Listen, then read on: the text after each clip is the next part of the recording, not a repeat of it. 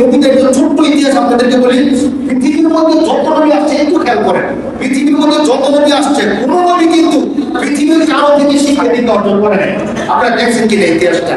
আমাদের নবী পর্যন্ত আমাদের নবী কার থেকে শিক্ষা দিতে অর্জন করছে? করে নাই কিন্তু। কারণ নবীদেরকে শিক্ষা দিচ্ছেন কে? আল্লাহ। নবীদেরকে কে শিক্ষা দেন? আল্লাহ। গোলাম আহমদ কাদিয়ানী সে দুনিয়াতে এসে লেখাপড়া করছে, স্কুলে গেছে, মাদ্রাসায় গেছে, লেখাপড়া করছে, এটা ইতিহাস। আর বেশি দিনের না তো, সে তো 1840-এ জন্মগ্রহণ করছে। বেশি দিনের ইতিহাস, অল্প দিনের ইতিহাস। সে নিজে বলতেছে যে मेरे बाप ने मुझे फारसी सिखाने के लिए एक फारसी खान नौकर नियुक्त किया।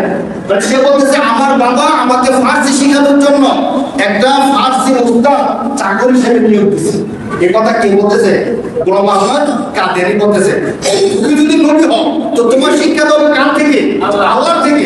তো ফারসি পড়ো না, আরেকজনের থেকে বসে বসে ফারসি শিখতে হয়েছে এবং আরবি শিখছে, ভুল আরবি শিখছে। তার যে বইগুলো ছিল ওই বইয়ের মধ্যে অসংখ্য ভুল ধরা গেছে এবং সব শেষ পর্যন্ত সে দাবি করছে আমার উপর আল্লাহ তাআলা 20 পারা কোরআন নাযিল করছে। বলেন নাউজুবিল্লাহ।